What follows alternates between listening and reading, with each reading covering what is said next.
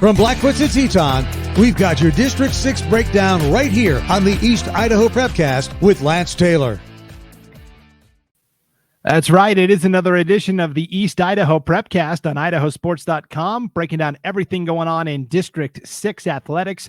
Brandon Bainey with Lance Taylor. Lance, how are you? Doing good. And That's you? Yeah, the same. Got a little snow in East Idaho this week, so Yes, we did. You've probably been busy trying to shovel and all that stuff, right? I'll tell you, it hits that time of year. If you don't have a garage, let me tell you what, winter is an entirely different experience down here with a garage than it is without. Yeah, so we're in East Idaho experiencing first winter. That'll be followed by second fall, and then second winter will come. It's pretty interesting how this season. That's right.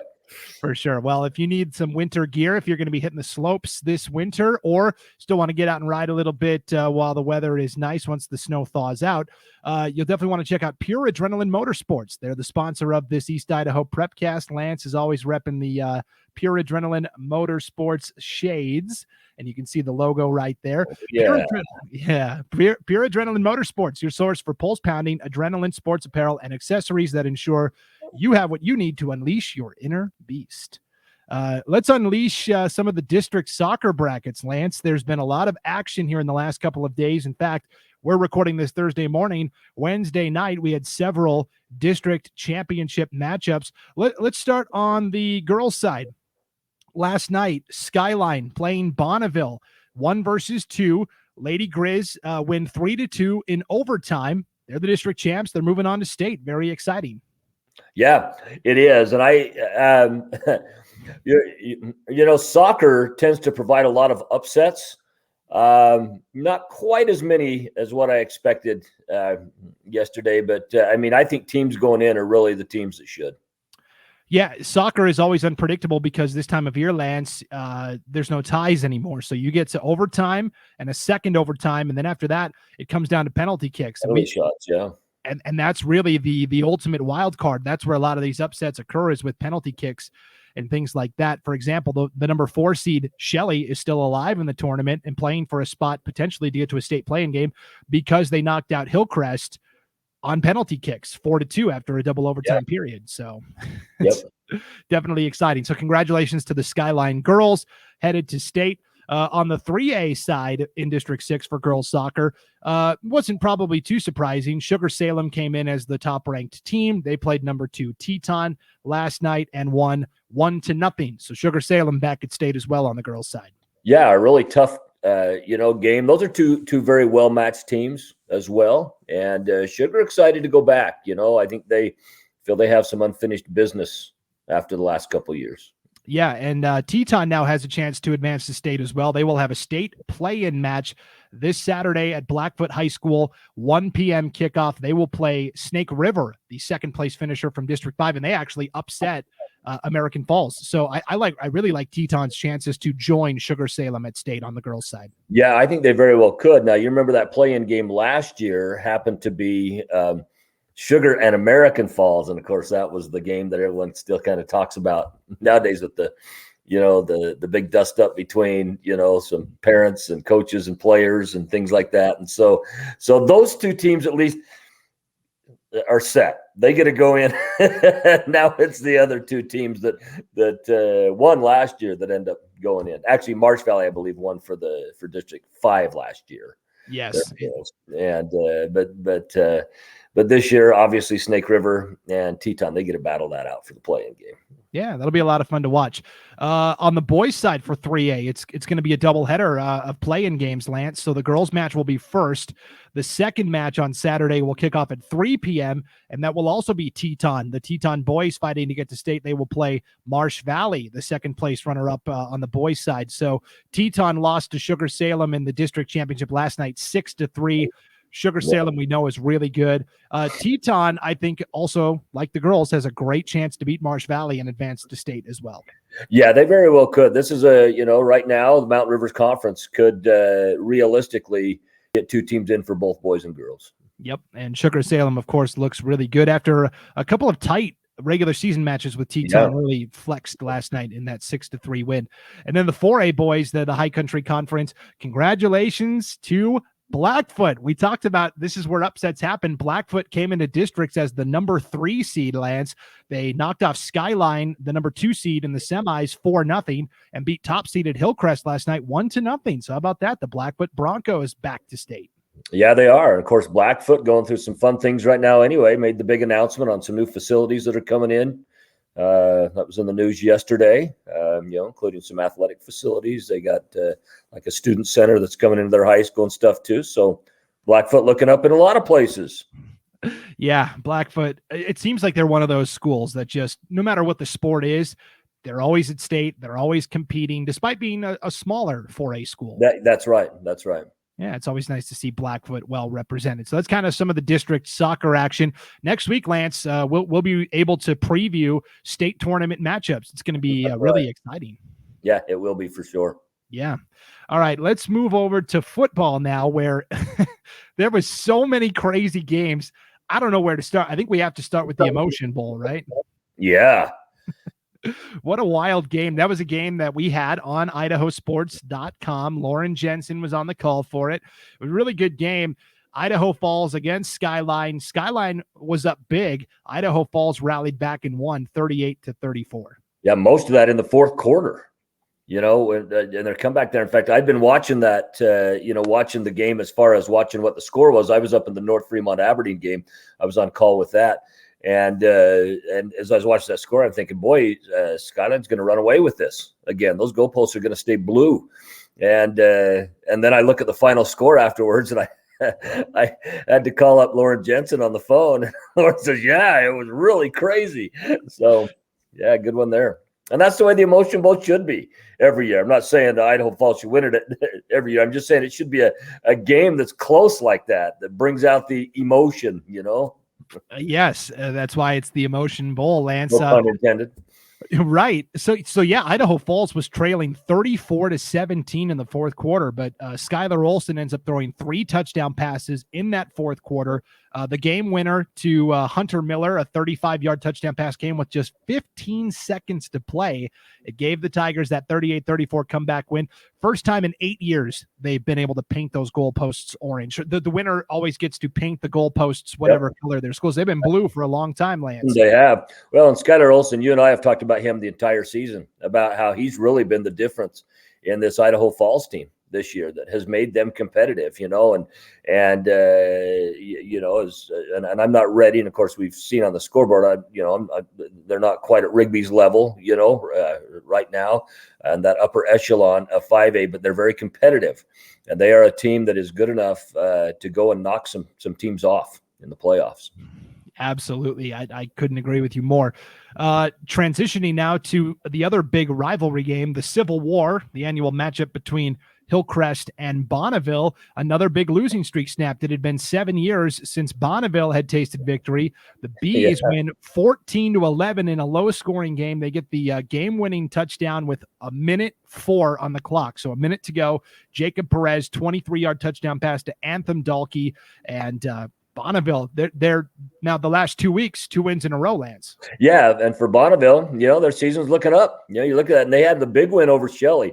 That was an unexpected win. Last week was a little more of a toss-up. You have 2 teams that have struggled to not only win, but to even put points up on the board at times. And for Bonneville, these are some really good things for them to be able to take with them moving forward. Yeah, it's going to be a lot of fun to continue to chart Bonneville's progress under second-year coach Kevin Kempf. He's really injecting a lot of enthusiasm into the program. Lance, I saw a video on social media this week. Obviously, it snowed in East Idaho on Monday. There was a ton of snow. And Bonneville was out there practicing in the snow. But while they were practicing, the coaches had one of those Bluetooth speakers, and they were playing the Wham Christmas album. Last Christmas, I gave you my heart. The next day, you gave it away. So it was kind of fun. They're bringing a lot of enthusiasm and fun back to that Bonneville program. Well, and I think that's what it takes when you've been down. When you've been down, that tends to become an attitude. When you win, it tends to become an attitude. And I think for Bonneville, getting first a winning attitude back, that we're going to go out, we're going to compete, and because if you keep that, you give yourself room to continue to improve. Once you mentally cave, you're done. You're just showing up. That's it. And but this is a group that's continuing to improve. There's motivation around the program. You can feel it, and it's good for them. Good for them. Absolutely. Well, we're not done with our heart-stopping tour of football games in District 6 last week, Lance. Then you had a 5A High Country Conference battle between Madison and Thunder Ridge. The game goes to double overtime, where Madison finally prevails 33-27. They made a quarterback change. Kieran Valora had been the starting quarterback all of last year and up to last week. For this year, they move him to wide receiver. They move Ben Dredge from running back to quarterback. And it worked out pretty well. Dredge scored the game-winning touchdown in double overtime. So Madison continues to fight and be competitive, and a double overtime game. That's pretty exciting stuff. Yeah, Madison's had some good wins on their resume this year as well, coming off a really struggling season last year. And Madison's another one of those programs that when they're down, they don't tend to be down for very long. And last year was a down year for them, and now they're on their working on their way back up for sure. Yeah, and so for Madison, they're 4-3. They have a winning record, which is exciting to see after they really struggled last year. Now, in terms of the playoffs, Lance, we know that 5A is going to get at the 5A level, 3 teams from District 5 and 6 are going to get in. And right now, we feel pretty comfortable saying that's Rigby, Highland, and Idaho Falls. There's one at-large spot that is up for grabs, and Madison right now trails a couple of teams, most notably Post Falls. Yeah. But they are still in the mix. That last at-large spot goes to whoever has the best max preps rating. So if Madison can finish strong and finish with a couple of wins, they could play themselves into a playoff spot. Yeah, it's still mathematically possible. That's the thing. So it is possible that East Idaho could end up getting with 5A 4 different teams. Yeah, how exciting would that be? Into the playoffs there. But I feel pretty safe that you're talking Rigby, Highland, and IF for the automatic spots. Yep, for sure. Speaking of Rigby, the Trojans played Blackfoot in what was a pretty entertaining game. That's the game I was at last Friday, Lance. Rigby hosting Blackfoot. Rigby, to me, why they're so good, it's their offensive and defensive lines. They've got, they had to replace a lot of guys that graduated last year, but this offensive line consistently pushes the pile 5-6 yards downfield.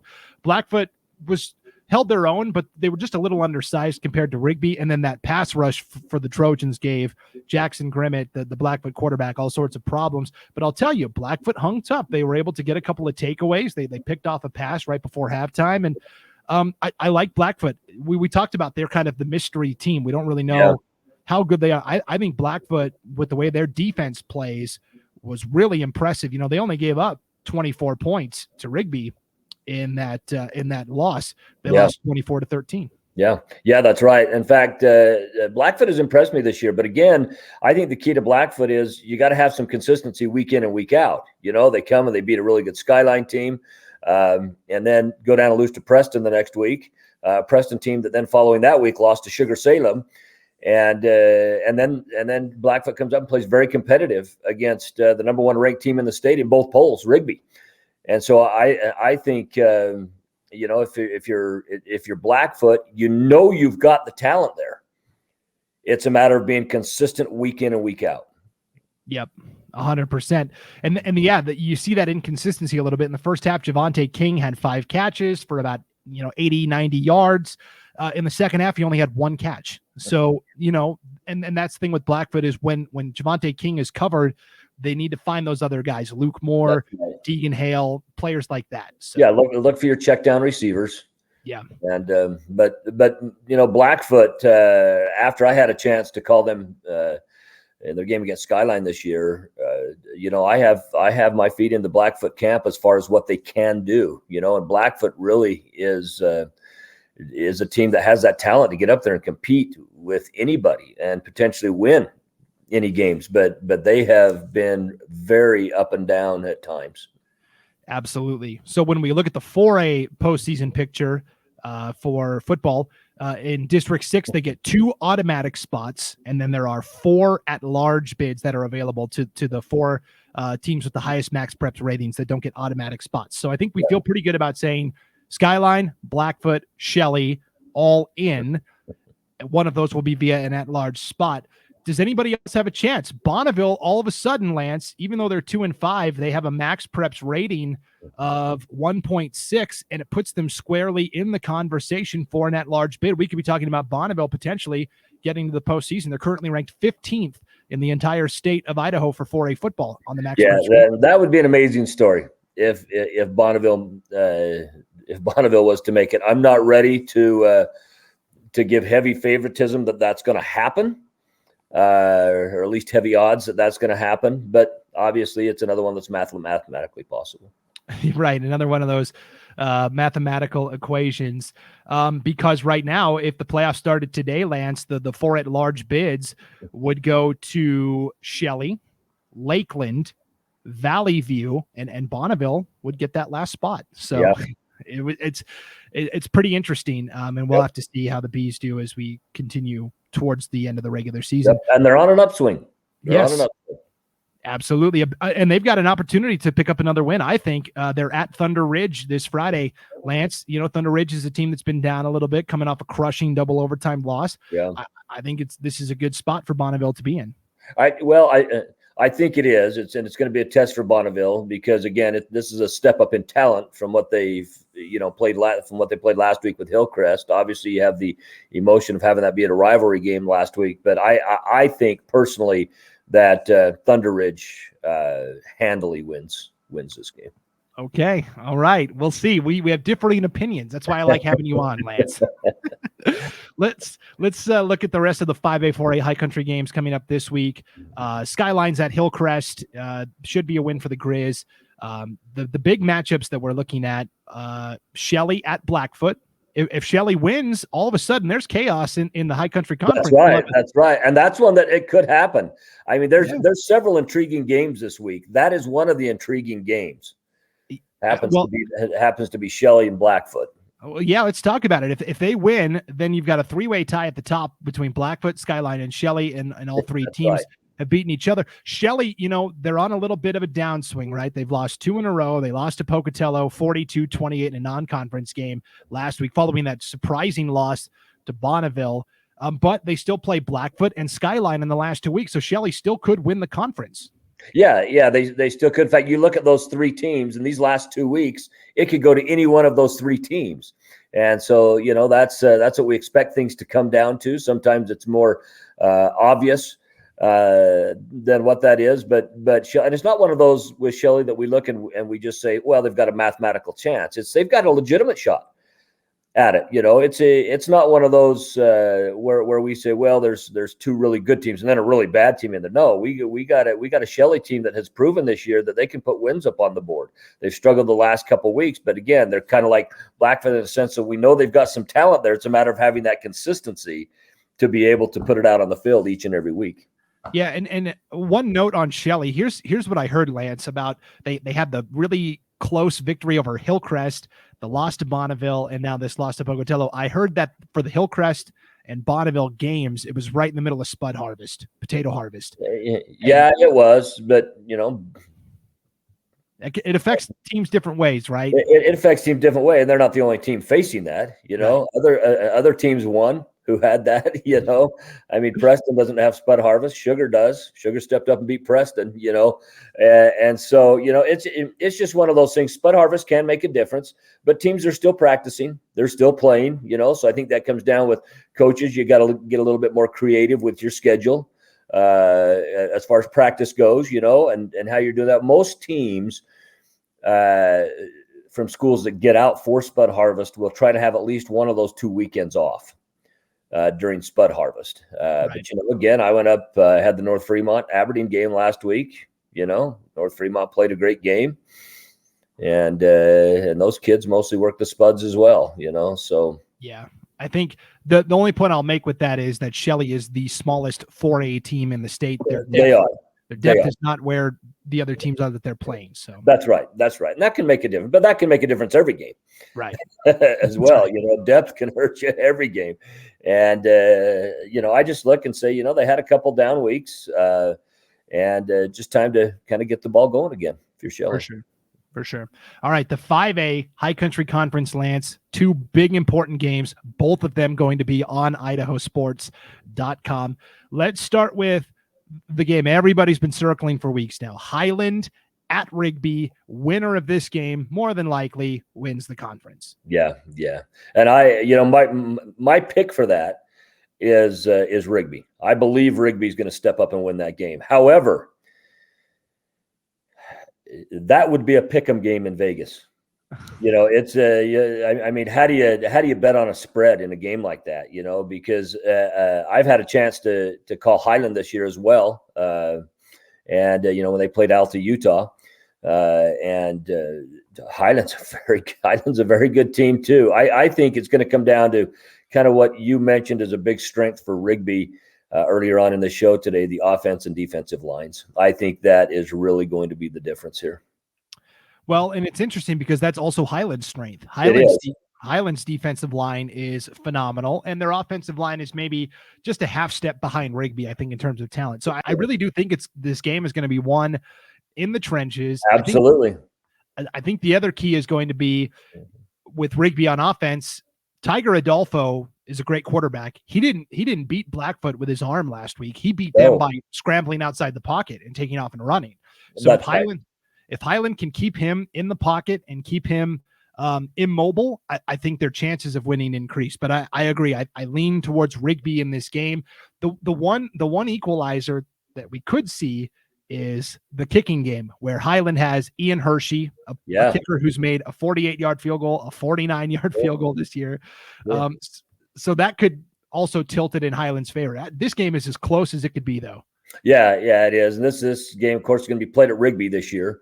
And I mean, like I said, it's one that would be tough to pick if you were a betting person. You're picking in Vegas. I believe Rigby's the better of the two teams. And I believe Rigby is better in the trenches of these two teams. I think their schematics have kind of proven that out over a period of time. But again, it's not like Rigby hasn't been challenged this year. Rigby has been challenged. We talked about their game with Blackfoot. Blackfoot was able to put up a really good challenge in that game. So I think this is probably in East Idaho. I think this is the most intriguing matchup of this weekend. I think it's probably the second most intriguing in the state this weekend, but I think it's the most intriguing in Eastern Idaho for sure. Okay, what do you got ahead of it statewide? What do you like? I have Homedale-Weezer. I have the Homedale-Weezer matchup. Oh yeah, right. That's a very good matchup. 2-7-0 teams. I think that has the potential to be a very, very interesting ball game. Yes, and I think Homedale takes that. Okay. But Weezer is very good, very good. That's going to be a fantastic game. And then I was also leaning maybe towards Kerry Castleford in the 8-man ranks. Yes, yep, Kerry Castleford, and I think that game I'm picking that game to be our highest scoring game of the weekend. Yes. That's another one, a game that we will have for you Friday night on idahosports.com. Paul Kingsbury and Logan Green are going to have the call for that. If you want to see the full schedule of games that we're going to be broadcasting, just go to idahosports.com. Across the top of the homepage, you'll see game streams. Click that, and it'll show you the schedule of games, not just for this week, but the rest of the regular season as well. So you can check all of that out. One last factor in this Highland Rigby game that I think could maybe tilt it Highland's way. They had a bye last week, so they had 2 weeks to prepare. So that's right. 2 weeks to prepare for a particular defense, a particular offense, and I think it's got a lot of intriguing factors. And I think it's got a lot of them in a week when you don't have a ton of intriguing games. We've mentioned the few that there are. You have a ton of intriguing games in Eastern Idaho. Like, for example, the 2A, the Nuclear Conference, is very uninteresting this week. Yes. As a whole, next week it gets very interesting. Now, having said that, maybe we see a major upset or something this week, but it would be a major upset, some of the games that are going on this week in the Nuclear Conference. But the 3 games we've really brought up as being, particularly interesting stand out. Yep. And I think in East Idaho, we have the 3 best games on idahosports.com. Rigby Highland, obviously. The second game we're going to talk about is Madison against Idaho Falls at Ravston Stadium. Lance, if Madison wins this game, they all of a sudden get that third automatic spot to the playoffs. And then you're talking about Idaho Falls probably getting that at large bid. So everybody over in Boise and up north in Post Falls, they're probably rooting for Idaho Falls. They're definitely rooting for Idaho Falls because statistically, obviously, it helps them more within their conferences. But this is another one of those games. It's kind of like what we talked about with Shelley going to Blackfoot. That it's not just Shelley saying, "Oh yeah, they mathematically have a chance to get in." No, they could potentially step up and win that game. I think Blackfoot wins it, but Shelley has a legitimate shot to do so. That's what I pick in this game too. I believe Idaho Falls will win this game, but Madison has a legitimate shot to do so. This is not a gimme game for Idaho Falls by any shot. Madison has proved they can play ball. Yeah, they wrap up with Idaho Falls and Rigby. So we're talking about, again, if they win those two games, they might win the conference. So well, and the thing is, you look at you look at Madison, you look at a change in quarterback situation, and what does that do for the scouting game? Well, it throws out a lot of the scouting that you could have done from games throughout the season. You really have one game to scout because you got to find what the tendencies of a new quarterback is. Does he bail out right? Does he bail out left? Who's his main targets? And different quarterbacks sometimes have different targets that they feel more comfortable throwing to. And so I think there's some intrigue in that game as well. For sure. So idahosports.com this Friday night, Highland at Rigby, 7:00 kickoff.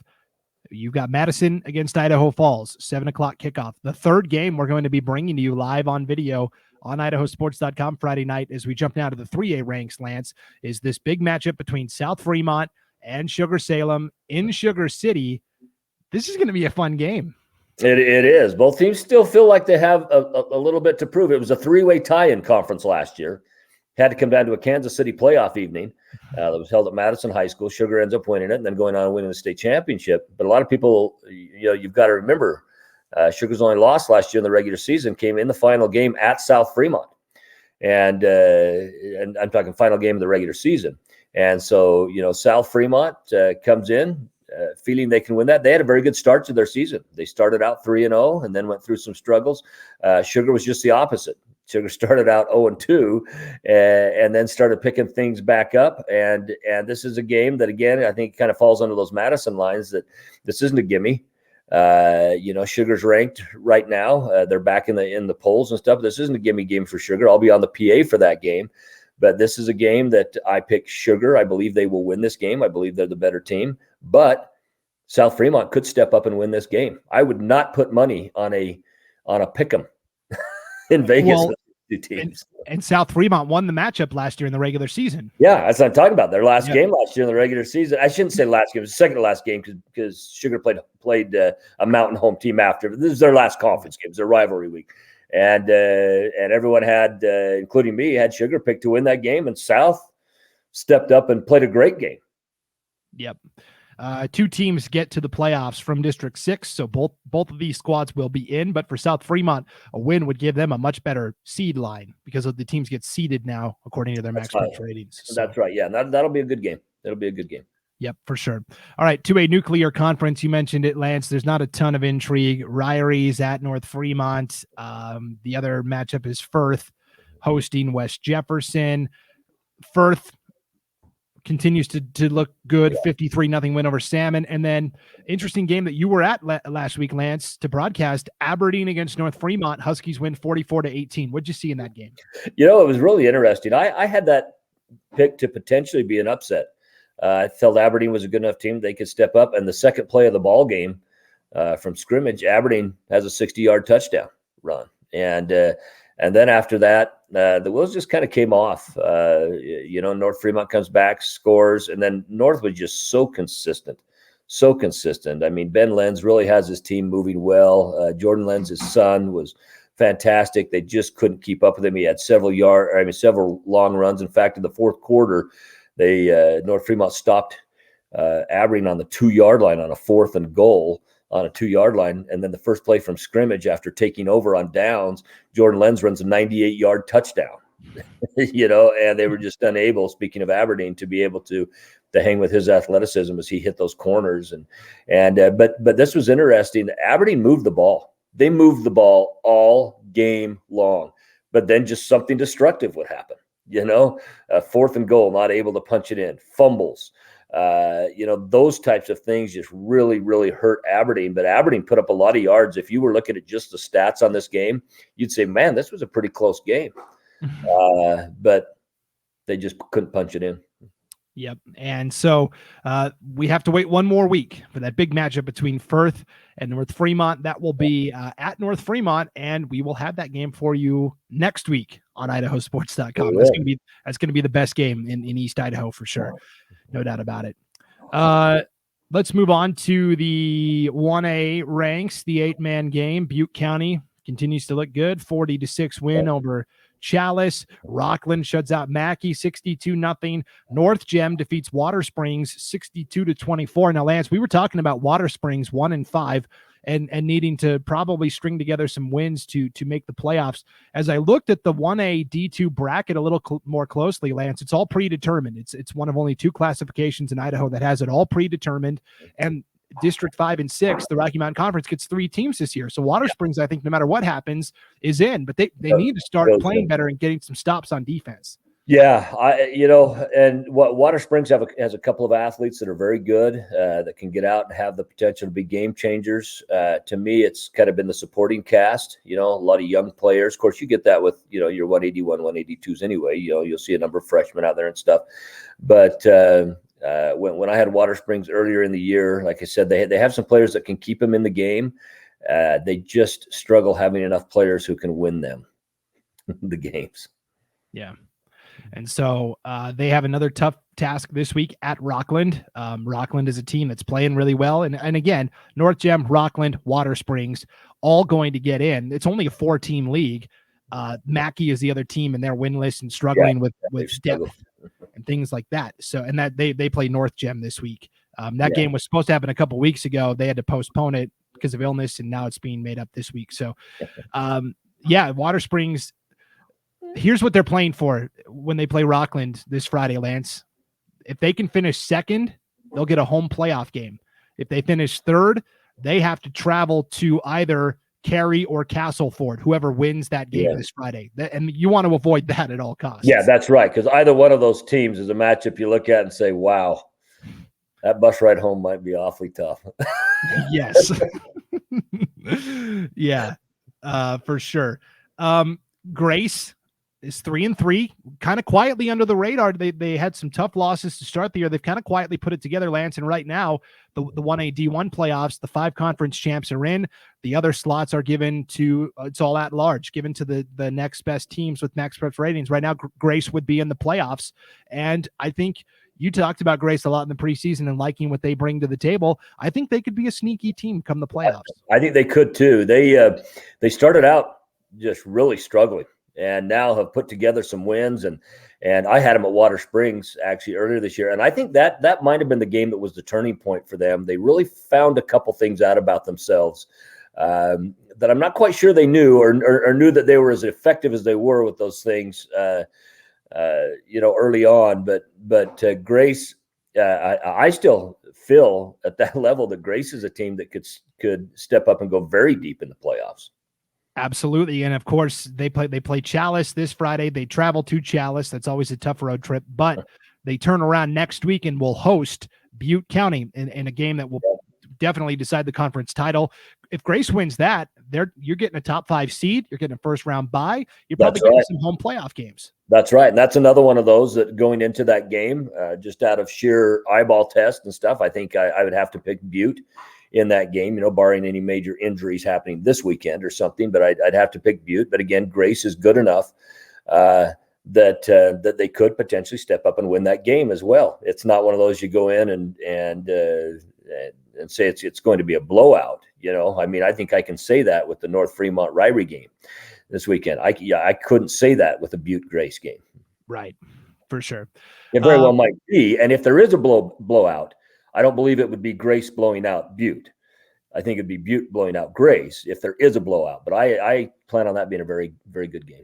Yeah, it's going to be a lot of fun. There's some good matchups next week, but there's some good matchups this Friday as well. And again, we'll have 3 of them for you on idahosports.com. South Fremont at SugarSalem, Madison at Idaho Falls, Highland at Rigby, all kicking off at 7 o'clock. If you're sitting at home Friday night, you probably should just pull up all 3 games and kind of have a try box thing going on to follow. Are you on one of those games? Yeah, so I'm going to be in Rigby for the Highland Rigby game. Okay. Yep. You don't want to switch with one of the guys on the Sugar South game, do you? So you can come over and be with me. I take good care of you. I make fun of you from down in the box. I reach up through the whole thing, where you take the ladder up through, and I poke you in the back during the. No. You're going to have Lauren. Lauren Jensen's going to be at your game, Lance. Yeah, so. Lauren's done it. Sugar's a good place. We put you indoors. You don't have to be up on top. Yep. And it's going to be a little nippy. It is going to be a little nippy. Yes. We'll see if all the snow is melted by then or not. Yeah. Who knows? Yeah. We had a skiff this morning after the bigger storm earlier in the week. We had a skiff this morning. But yep, for sure. It's supposed to be nice tomorrow. Yes. At least clear. It's going to be cold, but it's supposed to be clear. Right. Well, speaking of the elements, I did want to mention real quick last week's Bob Conley Cross Country Invitational at the Portneuf Wellness Complex in Pocatello. We had the broadcast on idahosports.com. The first 2 races were touch and go, Lance, because the weather was really bad. It was raining sideways. The wind was blowing our tarp away. Oh. It was a mess. The final 2 races, the sun was shining. And it was pretty nice. But again, that's Idaho. That's Idaho for you, right? But again, the 2 big storylines I thought were Neela Roberts, the sophomore from Skyline, winning the girls' A race. She lost her shoe at some point on the final stretch. I heard that. Picked it up, and somebody actually picked it up and gave it back to her, and she ran across the finish line with the shoe in her hand. So that was pretty impressive in a downpour. And then on the boys' side, Luke Affey from Idaho Falls, sophomore, came in with the best time in the state. He ran a 15:05, Lance. 15:05. That is blazing fast. It is, and especially in weather like that. I can deal with the snow, with the rain. It's not necessarily that bad to broadcast in the snow or the rain. You can cover up things like that. It is the wind that makes it a problem, and the wind can just beat a runner up. It can just tear you apart. And for him to run that kind of time is incredible. And he was dueling throughout the entire race with Danny Simmons from Salmon. So Salmon as a team, just a sophomore as well. Yes, Salmon as a team would compete normally in the B race for the smaller schools, but Danny Simmons said, "Hey, I myself want to run in the A race against the best competition and see how I stack up." I loved that from Danny Simmons, and he took second place. Yeah, Danny's a very, very good runner. I have some nephews here in Sugar that run. Of course, my wife's family is a big running family anyway, and they're very good friends with Simmons. And so, Danny has been down here and run with these guys a number of times, and he's going to be a sensational runner throughout these next few years as well. Yep. So cross country getting towards the finish line as well. We'll talk more about that next week. District volleyball is going to get started this weekend. We'll start talking volleyball a little bit more next week, and then of course all the football and state soccer action. Lance, I try to keep these podcasts to about a half an hour. We might have to go over that mark next week. There's going to be so much to talk about. There is going to be a lot to talk about this week. This weekend's going to give us a lot of fodder. Yeah, a lot of fodder for next week. For sure. No doubt. Well, that'll do it for this edition of the East Idaho Prepcast from idahosports.com.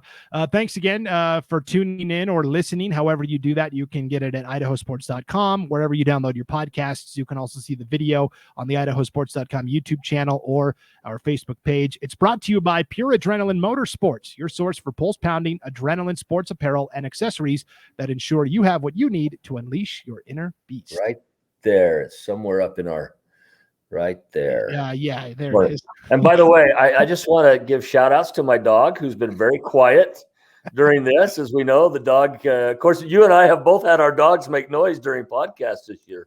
And, being very, very good. So my dog is probably like your dog, Lance. When it gets cold outside, they don't want to move around too much. They just want to stay in the spot. They don't. They feel it. They feel it. No doubt. All right. Well, for Lance Taylor, I'm Brandon Baney. We'll see you back here next week on another edition of the East Idaho Prepcast from idahosports.com.